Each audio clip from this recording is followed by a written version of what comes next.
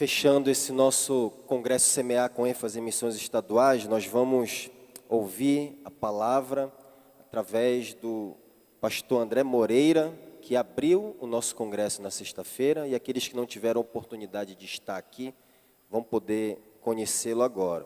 O pastor André Moreira, ele é missionário da missão Novas Tribos do Brasil, missão histórica com 70 anos já de existência. Ele é diretor e um dos professores no Centro de Treinamento Missionário Shekinah, o CTMS. Ele está junto a essa missão, a missão Novas Tribos, desde 2010. Ele é líder de campo, é responsável pela região norte do país, a nossa região. E é por isso que ele está aqui. A missão Novas Tribos tem trabalho entre os indígenas aqui da nossa região. Ele trabalhou com a etnia Kaxinawá por 7 anos. Isso antes dele trabalhar agora no Centro de Treinamento Missionário Shekinah. Pastor André ficou viúvo há 2 meses e meio e tem sido um grande encorajamento e exemplo para nós aqui, servindo junto conosco, mesmo tendo passado por essa perda recente. E ele disse que faz questão de dizer que a esposa dele era melhor missionária do que ele, e ela gostaria muito de estar aqui conosco nessa noite. Ele tem 3 filhos. A Duda, casada, mora em Campinas, São Paulo. A Esté, com 16 anos, e o André, filhinho de 6 anos. A formação dele é no Seminário Batista. Ele é membro da Igreja Batista Independente de Serrana, São Paulo. Tem treinamento missionário transcultural e formado também em História. Pastor, permita-me orar pela sua vida. Pai, usa teu servo, ó Deus, na liberdade, no poder do teu Espírito, para ministrar a tua palavra aos nossos corações. Que saiamos daqui diferentes, Senhor, transformados, vivos, reavivados, Senhor, pela tua palavra. Abre os nossos olhos para que vejamos as maravilhas do teu evangelho. Não esconda de nós as delícias de Cristo, porque nós somos peregrinos aqui nessa terra. É no nome de Cristo que nós oramos, Pai. Amém. Amém. Obrigado, pastor. Então, boa noite, meus irmãos. É um prazer imenso para mim poder estar aqui com vocês nessa noite. Não só nessa noite, como desde sexta-feira, quando cheguei. Tem sido um tempo muito precioso, tenho sido muito abençoado mesmo pelo Senhor poder estar aqui. Quando chegou o convite da oportunidade de participarmos desse congresso, eu confesso que eu pedi para o irmão que estendeu o convite, né, o Glauber, da Missão Novas Tribos do Brasil, que é responsável por essa área de comunicação com as igrejas e tudo mais. Falava, dá um dia para me orar. Coração já querendo aceitar, mas falei, dá um dia para me orar, porque eu preciso ver alguém para ficar com os meus filhos. A minha filha casada mora em Campinas e a outra com 16 anos não pode ficar responsável por um menino de 6, né? Seria até um crime isso. E também para avaliar como é que eu estou. Então, é o primeiro evento que eu participo depois da perda da minha esposa, né? E confesso que para mim está sendo um tempo maravilhoso. Eu estou sendo revigorado pela vida dos irmãos e os eventos que estão acontecendo aqui. Então, eu louvo e agradeço a Deus por me proporcionar isso. Ele que me conhece sabia que eu precisava dar essa saidinha e ter esse tempo aqui com os irmãos, viu? E espero também que possa ser uma bênção na vida de vocês. Quero louvar a Deus também pela vida da liderança dessa igreja, pastor Davi Reich, né, que está aí na liderança, juntamente com os outros pastores, né, Paulo Marinho, pastor André, e louvo a Deus pela vida deles, por eles permanecer com a visão. Se uma liderança não tem visão missionária, provavelmente a igreja também vai ser míope, né? Vai ter alguma dificuldade de enxergar a sua responsabilidade. Agradeço a Deus também pela equipe de trabalho aqui, Semear, uma equipe que realmente tem me abençoado, ver o ânimo, a alegria deles, e eles têm trabalhado muito, muito mais do que eu, com toda certeza, né? E a alegria deles contagia a gente, né? E você percebe, né, que eles amam servir ao Senhor, nos servindo aqui também, né? Então, louvo a Deus pela vida deles. Louvo a Deus pelos colegas aí também, das outras organizações, da MEIB, da COPAB. É bom uns aprender com os outros e ouvir o testemunho deles. A pregação no sábado, hoje pela manhã, me edificou muito também. Isso foi uma bênção na minha vida. E os colegão aí, os parceiros aí que que estão me ajudando no dia a dia, né? Meu parente Manuel, descobri que tinha um parente aqui no Pará, primeira vez que venho no Pará, né? Mas tem o mesmo sobrenome que o meu, eu falo, vai ver parente bem distante, né? Mas tem me ajudado aí, me levando nos lugares, amigão mesmo, né? Os irmãos que nos recebeu para almoço, o jovem Arthur com a namorada Ana Clara, hoje também com a família do Robson, então é algo muito especial para mim. Tenho sido abençoado e muito bem acolhido por essa amada igreja. E cada sorriso, cada aperto de mão, cada pessoa que vem conversar comigo tem sido algo bem gostoso, né? Então o pastor já me apresentou, mas eu quero mostrar uma foto da minha família atual, né? E peço que os irmãos aí da projeção possam colocar a foto ali. E depois quero passar um vídeo também, aqueles que estiveram na sexta-feira já viram. Vamos ver de novo, né? Vamos ter o privilégio de ver de novo. Para falar um pouquinho da Missão Novas Tribos que a gente vem representar. Né? Não sei quantos conhecem, já ouviram falar dessa organização, mas ela nasceu em 1953 no Brasil. Né? No exterior ela tem outros nomes, são vários países que essa organização tem atuado, com o único desejo, levar o evangelho àqueles menos alcançados. No Brasil nasceu em 53, então esse ano a gente está completando 70 anos. Para aqueles que têm redes sociais, né, tenta nos seguir lá no Instagram, procura lá Missão Novas Tribos do Brasil, vários eventos vão começar a acontecer agora, como comemoração, tentar contar a história um pouco daquilo que Deus está fazendo através da nossa missão. Ainda é pouco, né, porque Deus, na verdade, Ele tem feito coisas muito maiores do que simplesmente usar essa organização.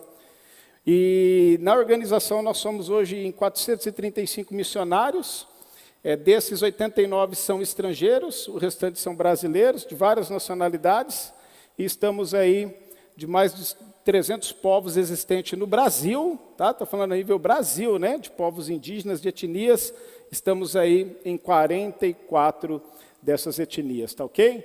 E daqui a pouco eles vão encontrar a foto da família ali, vai colocar, aí vocês vão ver aí, minha filha com 16 anos, meu meninão com 6, né? E é uma benção ser pai dessas crianças aí. É estranho, porque sempre quando apresentava a família, era uma família de 5. E de repente ela reduziu, porque minha filha casou em dezembro. Então eu comecei a fazer um cartão de oração sem a filha casada. Ela está lá no ministério, servindo numa igreja batista bíblica, junto com o marido em Campinas. E ficou minha esposa e 2 filhos. E o Senhor, aprove ao Senhor então levá-la para a glória. Ela estava lutando contra o câncer já há 6 anos. Podemos dizer que mais, né? Que descobriu o câncer em 6 anos. Ela descobriu no parto do nosso filho, né? Esse rapazão aí, esse figurão aí, o André, a Esther Cristina. Então, no parto dele, os médicos viram que tinha algo anormal nos seus ovários e depois, com o tempo investigando, descobriu que era um câncer de mama com metástase no ovários e ossos. E, amados, Deus tem feito muitos milagres através da vida dela, no tempo que ela descobriu a doença, até o último dia de sua vida. O primeiro deles foi o quê? Os médicos falaram, ela tem 2 meses de vida e sobreviveu ainda mais 6. De 2 meses para 6, né? Então já foi um milagre. O ano passado, ela também teve um momento muito difícil, em setembro do ano passado, a ponto de 2 médicos da UTI falar, André, não tem mais jeito. Sua esposa, ou ela sai para morrer em casa, ou ela fica aqui no hospital e vai falecer aqui. Naquela noite a gente conversou, nos despedimos, e no outro dia ela acordou conversando mais do que... E graças a Deus, nos tratamentos, Deus abençoou, ela ficou boa, estava orando para participar do casamento da filha, de entrar com a filha, né, no casamento. E Deus permitiu isso em dezembro, mas esse ano chegou o momento que aprove ao Senhor levá-la para a glória. Louvamos a Deus por tudo que aconteceu. Foi um momento muito especial para nós como família. Eu fiquei pensando, quantas pessoas perdem, pessoas queridas, sem ter essa oportunidade de se despedir, de conversar, de lidar. Então, cada segundo a mais que eu tive com ela, depois que ela descobriu essa enfermidade, eu vi aquilo como uma bênção do Senhor. Foram aí 25 anos juntos, né? Então foi uma vida, né? Falar que foi fácil, que está sendo fácil, não é. Mas a gente tem experimentado o conforto do Senhor e ainda assim conseguindo glorificar Ele, apesar das lutas e dificuldades, né? E sempre me vem na mente aquele texto, quando João fala, no mundo tereis aflições. Mas ele não para por aí, ele diz, né? Mas tende bom ânimo, e eu peço, Senhor, me anima. Tem hora que eu não estou tão animado, tá bom?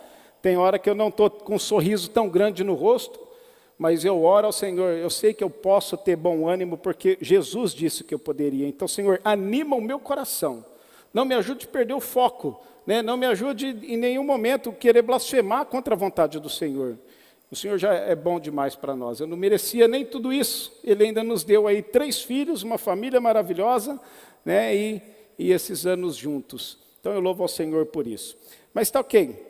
Representando aqui a organização, então tem um vídeo, não sei se está fácil para os irmãos aí, se não gostaria que eles colocassem agora. Por todo mundo e pregai o evangelho a toda criatura. O todo mundo fala da dimensão geográfica, em todos os lugares. E toda criatura, cada vida preciosa, não importa aonde ela está. E para isto precisamos de pessoas treinadas objetivamente para plantar uma igreja com o evangelho pregado na língua daquele povo. Exige um treinamento específico para isto. Damos-lhes um treinamento claro para que preguem uma mensagem pertinente àquele povo na sua língua materna.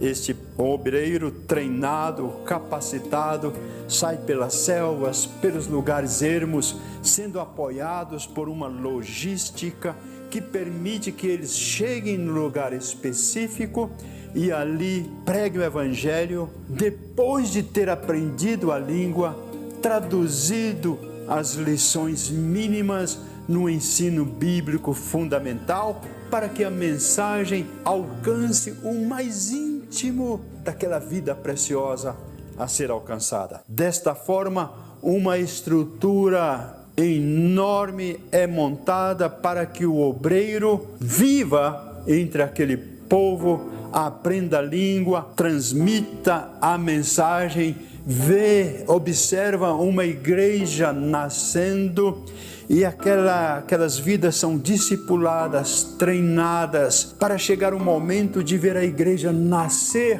e aquele obreiro treina e prepara-se para sair. Todo este processo é feito por um grupo que nós chamamos Missão Novas Tribos do Brasil.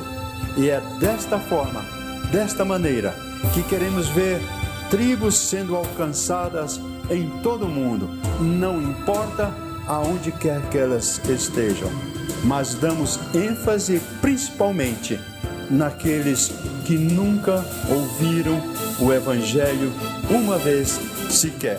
Querendo alcançá-las, alie-se conosco, junte-se a nós, à Missão Novas Tribos do Brasil. Para quem não conhecia, esse é o Eduardo Luz, atual presidente da organização. E interessante, até lembrando numa informação que passei para os irmãos, falando sobre as etnias que hoje nós estamos presentes, né? E eu falo a respeito somente da organização MNTB, tá bom? Tem muitas outras organizações missionárias aí fazendo também um ótimo trabalho. Mas hoje nós estamos aí em 47 etnias, aí talvez venha a pergunta, por que não mais? Se são mais de 300, por que não mais? E essa resposta, amada, é algo que na verdade é difícil até para a gente compreender essa verdade. Mas não mais etnias sendo alcançadas no momento, através da nossa organização, porque nos falta obreiros. Porque nos falta obreiros. Então já deixa esse incentivo para os irmãos, crentes em Cristo Jesus, irmãos que amam ao Senhor, que amam a sua obra, amam almas perdidas, orem. Roguem ao Senhor da Seara que levante ceifeiros. Realmente a obra é extensa, realmente o campo é grande, poucos são os ceifeiros, mas nós somos instruídos pelo próprio Senhor para orar. Em 2017 ou 18, algo assim, foi logo quando nós saímos da etnia Kaxinawá, eu me lembro que nós recebemos uma doação de um irmão em Cristo do exterior. Ele nos doou simplesmente um helicóptero. Essa doação, amados, foi por volta de $1 milhão, 5 milhões de reais na época, para que nós pudéssemos investir num helicóptero numa região e colocamos esse helicóptero que hoje está em pleno funcionamento no estado do Acre para alcançar aquelas etnias. No Acre hoje nós temos trabalho em apenas 3 etnias. No nosso CLAGE, a classificação de pesquisa que nós estamos fazendo ali, pelo menos mais 9 etnias poderiam ser alcançadas pelo Evangelho usando essa ferramenta que foi doada, esse helicóptero. E arde o meu coração em pensar que de 2018 para cá, né, nós conseguimos que uma família, né, na verdade uma equipe missionária se levantasse para um só trabalho ali no estado do Acre. Um só, entre os colinas. E orem por eles, porque chegaram, acho que 1 mês e meio atrás, menos de 30 dias morando na aldeia, chegou a FUNAI lá e deu um decreto, uma carta para eles assinar, para que eles se retirassem da região em 30 dias. E hoje eles já não estão mais lá. Tem um processo judicial sobre isso, né? Então orem, vamos orar que Deus levante obreiros, vamos orar para que Deus abra portas, para que realmente o Evangelho chegue a essas comunidades. Mas está ok, amados. Nós estamos falando aí um pouco sobre a igreja na grande comissão. Na sexta-feira eu falei um pouco sobre que a grande comissão é a nossa missão. E nessa noite eu quero compartilhar com os irmãos e falar um pouco sobre cumprindo a missão na grande comissão. Esse é o nosso papel. Como igreja em Cristo Jesus, cumprir a missão. E para isso, né, eu quero trabalhar um pouco no texto aqui de João, capítulo 9. Então, peço que você abra a sua Bíblia comigo lá. João, capítulo 9. Eu quero ler apenas um versículo, tá? O versículo 4. João, capítulo 9, verso 4. E quero desafiar os nossos corações nesses minutos que ainda me restam, tentando incentivar, animar o seu coração também a permanecerem firmes e cada vez mais se envolvendo. Aliás, eu não quero nem usar a palavra envolvimento. Eu quero usar uma outra nessa noite. Se consagrando. Consagração.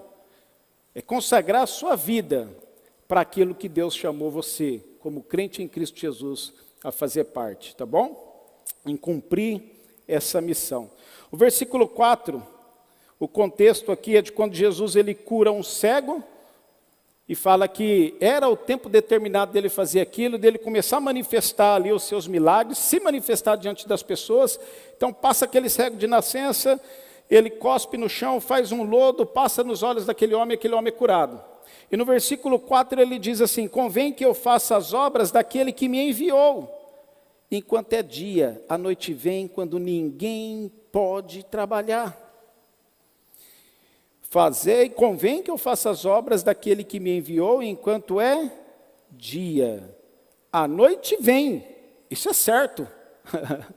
Sem dúvida alguma, a noite vai chegar, quando ninguém pode trabalhar. Amados, nós podemos notar aqui nesse texto que quando Jesus ele fala essas palavras, ele está falando em relação a tempo. Ele não está falando sobre simplesmente o dia, a noite. O dia aqui ele tem um significado de vida, e a morte aqui ela tem um significado de morte, né? A noite tem como significado de morte. Em outras palavras, é como se Jesus estivesse dizendo assim, ó, convém que eu faça as obras enquanto eu estou vivo. Vai chegar um momento que a morte vai vir, onde que ninguém pode trabalhar.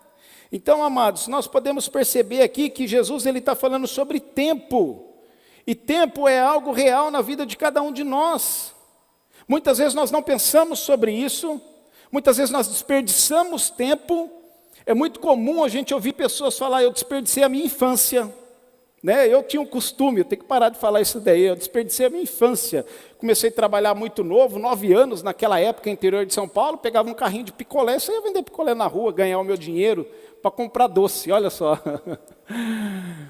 E depois, com 12 anos, 14 anos, já tirei a minha carteira de trabalho, né? Aquela azulzinha, a maioria dos jovens de 14 anos ainda não sabe o que é isso nos dias atuais, né?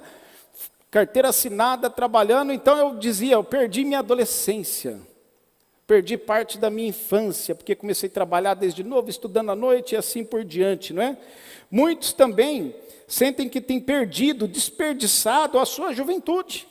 Quando chega numa idade adulta, mais responsável, mais madura, olha para trás e fala, como que eu joguei fora a minha juventude? Poderia ter feito tantas coisas de valor. e acabei desperdiçando simplesmente com os prazeres desse mundo, com a vontade da minha carne, né? E assim por diante. Muitos pais, amados, quando olham para trás, percebem que desperdiçou o tempo dos filhos. Pais, eu tenho uma filha de 21 anos, a Esther com 16 e o Andrezinho com 6. Como que o tempo passa rápido. Como que o tempo passa rápido. E muitos pais podem olhar para trás e falar, eu desperdicei a minha vida, o meu tempo, né? E não me dediquei como deveria, não aproveitei o tempo com eles. Porque eles crescem e vão fazer o quê? Vão embora. O bigodudo aparece na nossa casa, pede e leva embora. Essa que é a verdade. E a gente olha aquilo acontecendo, a gente se alegra com eles, mas pensa, como eu poderia ter aproveitado mais o meu tempo com a minha filha? Agora tem que ficar ligando, filha, quando você vai vir ver o pai? Filha, vem nas férias ver o pai, né? Querendo resgatar um pouquinho disso, não é? E pensando ainda no desperdício de tempo, amados, quantos cristãos não têm desperdiçado a sua vida, enquanto deveria realmente ser obra de Deus, estar envolvido em cumprir a missão na grande comissão, em cumprir a missão que Deus engajou, né, que Deus ordenou, que Deus coloca sobre a minha responsabilidade e a sua também. Então, amados, quando a gente para pensar sobre tempo, isso é coisa séria, porque o tempo que passou não volta atrás. Coisas que nós deixamos de fazer, muitas delas não são possíveis fazermos mais. E o tempo acaba passando pelas nossas mãos, e o arrependimento pode vir depois, mas aí não adianta nada. Jesus, ele fala um pouco sobre o tempo nesse texto. Ele fala sobre o tempo da vida. E a vida, amados, quando nós paramos para pensar nisso, ela não deve ser entendida apenas como quantidade, mas qualidade. Tem pessoas que vivem 80, 90 anos, mas não aproveitou nada da vida, sem qualidade nenhuma. Tem pessoas que já vivem bem menos, com uma qualidade de vida que valeu mais a pena do que quem viveu 100, 90 anos, né? O próprio Senhor Jesus Cristo é um exemplo disso. Ele viveu nesse mundo apenas 33 anos, mas ele mudou a história. Antes e depois de Cristo. Ele muda a história até hoje de pessoas que creem nele, que se convertem a ele. Pessoas aqui são testemunho de como Deus muda a vida, como Jesus mudou as suas vidas. Talvez haja nessa noite pessoas aqui que estão até buscando isso, uma vida transformada, e saiba, Jesus ele tem poder de fazer isso. Mas aí talvez você pensa, poxa André, mas você também está dando um exemplo aí de Jesus, né? Aí é difícil querer comparar comigo. Mas tá bom, vamos pensar na vida de um outro homem que para mim é um grande exemplo, David Brainerd, missionário norte-americano entre os índios americanos. Ele viveu apenas 29 anos. E nesses 29 anos ainda com muitos problemas de saúde. Mas ele se dedicou à vida missionária, ele aproveitou cada suspiro, cada momento, cada oportunidade que Deus abriu, e Deus usou a vida desse homem de uma maneira que marcou a vida de muitos indígenas norte-americanos, amados, e não só eles. Mas esse homem inspirou muitos outros, e um exemplo de uma pessoa que foi inspirada pela vida do próprio David Brainerd foi o William Carey, o pai das missões modernas. 29 anos apenas, mas teve uma qualidade de vida muito maior do que muitos que vivem 80, 90 e 100 anos. Então, estão me acompanhando? Tempo e vida são coisas que são valiosas, irmãos, e a gente tem que gastá-la de maneira que glorifica ao Senhor. Temos que gastar para cumprir aquilo que o Senhor espera de nós. Cada um de nós. Aí talvez você fica com aquele pensamento, poxa pastor, mas espera aí, você está falando então que cada um de nós temos que ser missionários, ir para os povos indígenas, ir para os outros países, para os menos alcançados. Amados, não é isso que eu estou dizendo. Eu estou dizendo para você consagrar a sua vida e fazer aquilo que Deus espera que você faça. Uma frase que eu gosto muito de Jim Elliot, aquele missionário que morreu entre os Aucas, né, na lança dos Aucas, ele escreveu algo assim, né? Viva de tal maneira a ponto de que quando você morrer, você não tenha nada mais do que arrepender, do que viver. Ou seja, né? Viva de tal forma para o Senhor que quando chegar o dia da sua morte, você não tenha mais nada que fazer.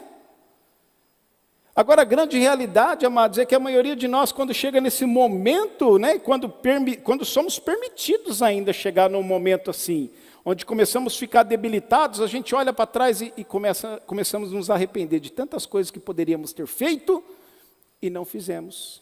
Eu tenho certeza, amados, que cada um de nós temos um pouco de culpa nisso, um pouco de arrependimento dessa natureza, de não ter cumprido aquilo que poderíamos, e não só poderíamos, mas também deveríamos termos feito. Aí você pergunta, o que isso tem a ver com a obra missionária, né? O que isso tem a ver com o congresso que estamos falando aqui, né? Do trabalho missionário nos estados. Irmãos, tem tudo a ver, porque a sua vida vai fazer a diferença no que Deus está fazendo nesse mundo, nesse exato momento, seja aqui no estado, seja missões nacionais, ou seja missões mundiais. A sua vida consagrada ao Senhor vai fazer toda a diferença. Talvez você pense, eu não sou muita coisa. Talvez você pode pensar, mas eu não tenho muito que oferecer. Mas entenda, amados, um pouquinho de mim, um pouquinho seu, um pouquinho de cada um de nós, além daquilo que já fazemos, faríamos uma obra muito maior. Quantos mais missionários essa igreja não poderia apoiar? Se cada um aqui nessa noite, já são fiéis ao Senhor, dedicasse a sua vida, consagrasse a sua vida ao Senhor e pensasse, né? E decidisse realmente, eu quero fazer um pouquinho mais. Eu quero evangelizar mais. Eu quero falar mais de Jesus. Eu quero orar mais. Eu quero contribuir mais. Se cada um de nós, amados, pudéssemos fazer um pouquinho mais, você pode ter certeza, essa obra avançaria cada vez mais. Cada vez mais. Então, meu conselho para você, consagre a sua vida nas mãos do Senhor.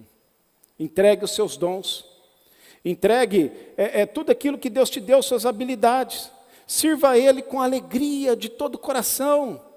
Não apenas se envolva. Falei que não ia dizer se envolver, né? Mas se consagre à obra, o ministério dessa igreja. Deixa Deus dirigir a sua vida. Obedeça ao ID. Eu não duvido que nessa noite aqui temos, eu acredito que algumas centenas de pessoas, que dentre nós aqui Deus não queira levantar pelo menos mais um. Mais um. E quando a gente vai lá para os profetas, é interessante que chega uma hora que Deus olha e fala que Ele estava procurando apenas um para tapar a brecha. Às vezes a gente acha que uma pessoa não vai fazer muita diferença, mas se essa uma pessoa se entregar a vida ao Senhor e querer fazer a vontade de Deus, eu digo para você, você nem imagina o que Deus pode fazer através da sua vida, você nem imagina aonde Deus pode te levar, para que Ele seja glorificado e para que nós como igreja cumpramos a nossa missão nessa grande comissão. Amados, Jesus, Ele é o grande exemplo para nós. E através das suas palavras aqui nesse texto, eu quero tirar 3 ensinamentos breves de como Deus quer usar a minha vida e a sua também para que nós possamos realmente cumprir essa missão. E o primeiro deles Deus quer usar a sua vida para fazer a obra, para realizar a obra. Algo claro assim, algo fácil assim de entendimento. O texto bíblico diz, né? Convém que eu faça as obras. Nós podemos ver aqui o próprio Senhor Jesus assumindo o seu papel na sua grande comissão. Ele assumiu ali a sua responsabilidade. Jesus, ele usa essa palavra, né, convém, ou seja, né, é bom, é necessário que eu faça a obra. É importante, amados, que a obra de Deus ela seja feita. Interessante aqui, amados, que nós podemos notar que Deus ele usou a vida do seu Filho para realizar a obra de consumar a salvação. Ele cumpriu, ele realmente a fez, ele assumiu a sua responsabilidade e foi até o final. Agora, amados, nós temos que tirar uma aplicação para nós, que Deus também ele quer usar as nossas vidas para realizar a obra agora de proclamar essa salvação, da proclamação da salvação. E para isso Deus quer usar a minha vida e a sua também. Sabe por que é gostoso de estar aqui na frente? A gente fica nervoso, né? Um monte de gente olhando para mim. Mas é gostoso que eu também estou olhando cada um de vocês. E eu posso ver crianças, posso ver jovens, adolescentes, adultos e pessoas mais experientes. E amados, não tem uma pessoa que está aqui nessa noite que Deus não queira usar para cumprir a missão. Deus quer usar a sua vida, não esqueça disso. Deus quer usar a sua vida. Ore ao Senhor, pede direção do Senhor, se entregue a Ele. Deus pode usar a sua vida de maneira que Ele não vai usar outra, sabe por quê? Porque tem relacionamentos que só você tem, tem lugares que só você passa, tem a sua profissão, tem a área que você atua, tem o seu lar e assim por diante. Simplesmente se consagre ao Senhor e fala: Senhor, me usa, se dedique a isso, né? E você vai ver que Deus pode usar a sua vida de uma maneira grandiosa, né? Falta, amado, muitas vezes que cada um de nós realmente nos consagramos ao Senhor, uma entrega total, um despertar de que nós devemos viver mais para o Senhor do que para nós mesmos. Hoje pela manhã na oficina eu estava falando um versículo que desafiou o meu coração para me entregar para a obra missionária. E foi num discipulado bíblico quando eu aprendi aquele texto bíblico de 1 Coríntios 6:20, que diz que fostes comprado por um bom preço. E, amados, quando eu comecei a meditar nessa verdade que eu fui comprado por um bom preço, ou seja, isso significa que Ele me comprou, e o preço eu sei, foi o sangue derramado naquela cruz. Foi um preço alto, foi o Filho de Deus entregando a sua vida, né, morrendo naquela cruz do Calvário, salvando, me transformando, me redimindo, me perdoando, me justificando. E Ele comprou por uma finalidade que o pastor falou muito bem hoje também, que não foi simplesmente para me salvar, mas para me usar. Quando você compra algo, você compra para usar. E com Deus não é diferente. Fomos comprados.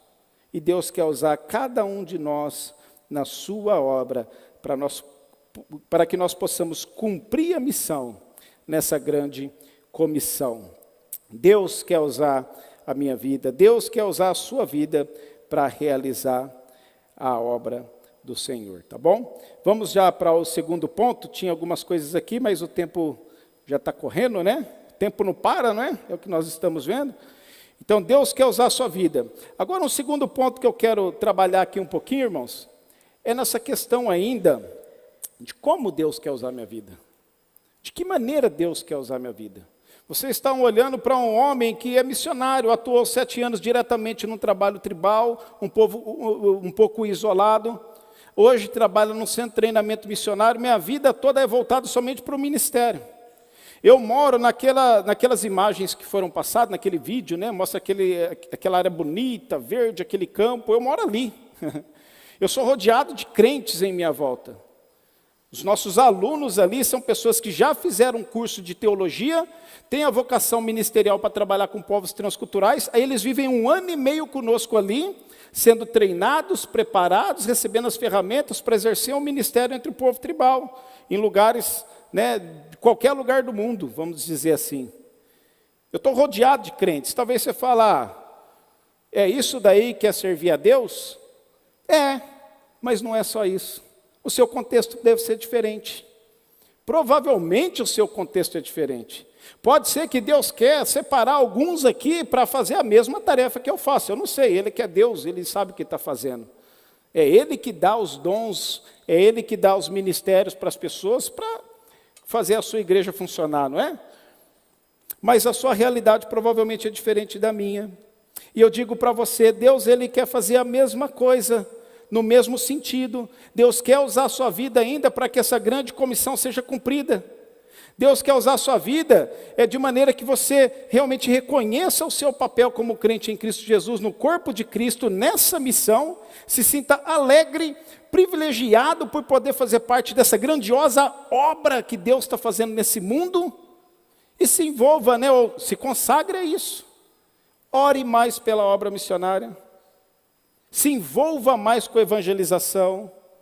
Participe mais na sua igreja dos eventos que ela proporciona para trazer comunhão, edificação uns aos outros. Você pode ser um instrumento de Deus para trazer ânimo o coração de um irmão que possa estar passando um momento aí de aflição. Está vendo quantas áreas, amados, você pode se envolver para que a igreja esteja saudável, madura e avance? Talvez Deus queira usar a sua vida na contribuição. Deus tem sido bom com você, generoso com você, espera também a sua generosidade, para que mais missionários possam ser enviados. Bom, Deus, Ele sempre é bom e generoso conosco, né? Independente daquilo que Ele faz, né? Nessa área financeira, eu quero dizer. Então, amados, Deus também quer usar a sua vida para fazer parte no campo missionário, mesmo que o seu campo seja aqui, a Nova Jerusalém. Eu gosto de um texto de Lucas, e eu vou lê-lo aqui rapidinho, Lucas capítulo 24, versículo 48, que diz assim: e em seu nome se pregasse o arrependimento e a remissão dos pecados em todas as nações. Aí ele diz, começando por Jerusalém, e dessas coisas sois vós testemunhas. Ainda há muito campo na sua Jerusalém. Ainda há muito campo aqui no Belém do Pará, que eu não tenho dúvida que Deus quer usar a sua vida para que almas sejam salvas. Certa vez eu visitei uma igreja e eu gostei da didática que o pastor fez ali.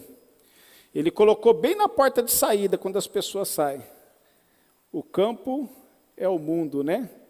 Então, quando a gente está saindo da igreja, você lê aquilo, você lembra, onde é o seu campo missionário? Já é aqui. Já é aqui.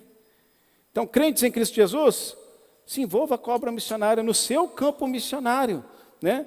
E faça ali o seu melhor. Alcance a sua Jerusalém. Quando a gente fala de pessoas não alcançadas, a gente não está falando só de pessoas distantes. Às vezes a gente está falando do papai, às vezes a gente está falando da mamãe, do meu irmão, do titio, do meu amigo, não é? De pessoas que estão perto também. Então, amados, eu quero animar os irmãos a olharem com esse prisma da sua responsabilidade como igreja de cumprir essa grande comissão.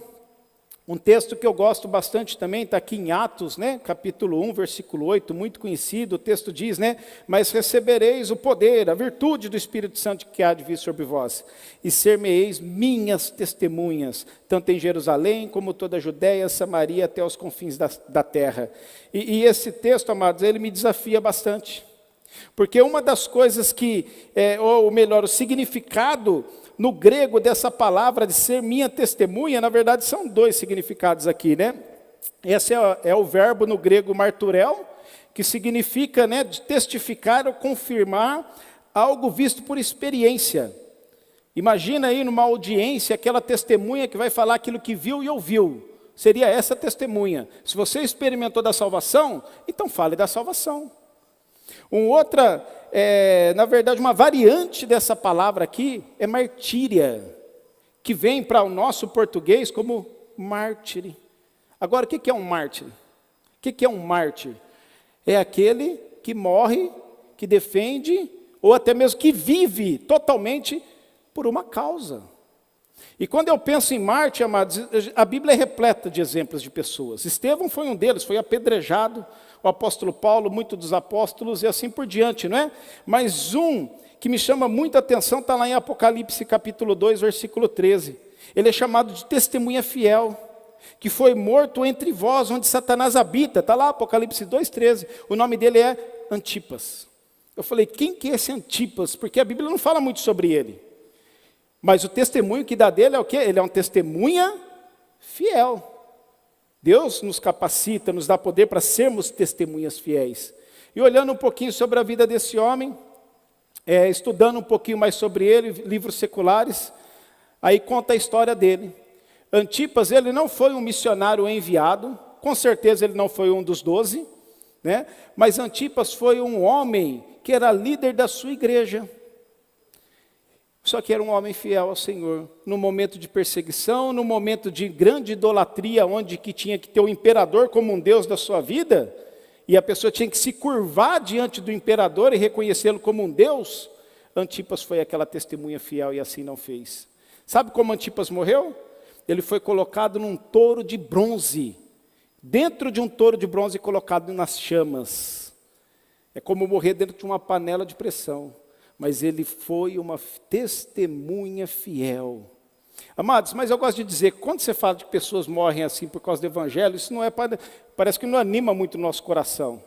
E inspira, mas não anima. Mas uma testemunha fiel, amados, não é só aquele que morre por Cristo, mas aquele que vive para o Senhor. E não tem como eu não perguntar nessa noite, como você tem vivido a sua vida? Para quem você tem vivido a sua vida? É para o Senhor?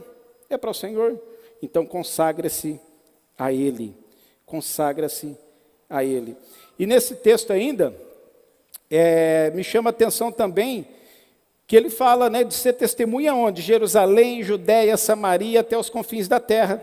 Aí a gente para pensar, espera um pouquinho, quando eu olho até na língua portuguesa esse texto, o que ele está dizendo é o quê? Que eu devo estar nesses mesmos lugares ao mesmo tempo. Mas pela lei da física é impossível que um corpo esteja em mais de um lugar. Você só pode estar aqui, você não pode estar aqui e ao mesmo tempo estar em outro lugar. Aí pode pensar, mas é um equívoco de Jesus? Isso não, de maneira alguma. Jesus não comete equívocos, Ele é perfeito. Ele sabe de todas as coisas.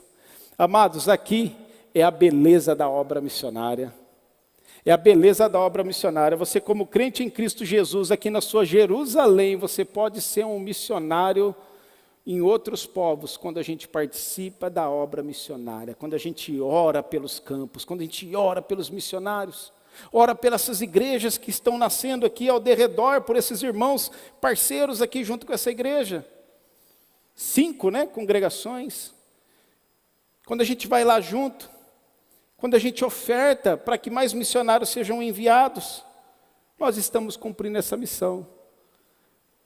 Louvo ao Senhor e sou abençoado por ver o testemunho dessa igreja, que não estão só na Jerusalém, estão em muitos outros campos aí junto com outros missionários. Mas novamente eu digo para os irmãos e desafio, podemos fazer mais.